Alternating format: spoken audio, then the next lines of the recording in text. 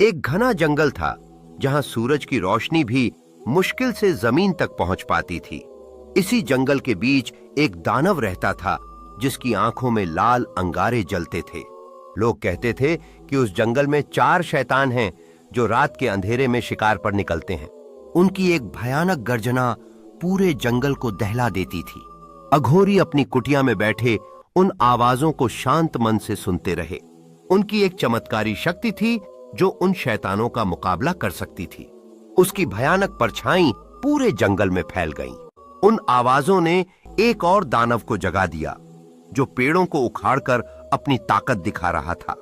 तीसरे दानव ने एक अजीब सी आवाज निकाली जो किसी के भी रोंगटे खड़े कर सकती थी। तभी एक शक्तिशाली अघोरी ने अपनी मंत्रों की शक्ति से एक सुरक्षा चक्र बनाया। जंगल के उस अंधेरे में एक और दानव घूम रहा था जिसकी लंबी लंबी भुजाएं हर चीज को अपनी गिरफ्त में ले रही थीं।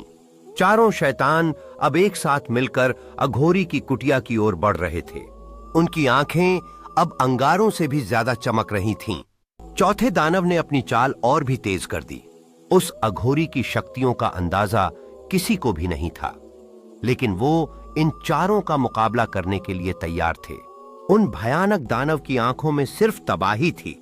अचानक अघोरी ने एक मंत्र का जाप अपनी भयानक शक्ति का इस्तेमाल किया, लेकिन अघोरी के मंत्र ने उन पर कोई असर नहीं होने दिया। तभी जंगल के पेड़ कांपने लगे और एक तेज तूफान आ गया।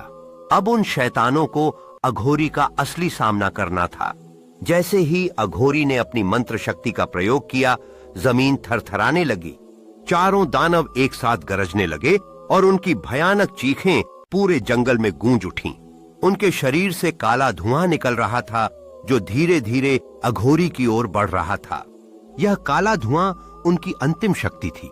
एक शैतान ने बिजली की गति से अघोरी पर वार किया, लेकिन अघोरी के मंत्र से बने सुरक्षा चक्र ने उसे रोक दिया।